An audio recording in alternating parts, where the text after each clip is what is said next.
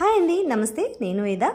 మనం ఇప్పుడు ఎండాకాలం వచ్చేసింది కదా, చింతపండునైతే మనం బాగా క్లీన్ చేసి అయితే పెట్టుకుంటూ ఉంటాం కదా. నిలవక ఉండేటువంటివన్నీ ఎండాకాలంలో సేకరిస్తూ ఉంటాం కాబట్టి అందులో ముఖ్యమైనది చింతపండు అండి.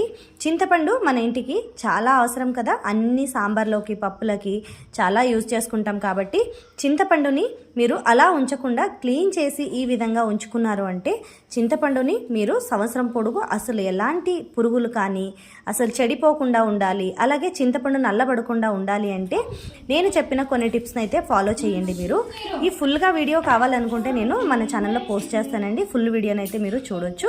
ఇప్పుడు దీన్ని షార్ట్ వీడియో కింద అయితే నేను పోస్ట్ చేస్తున్నాను అనమాట.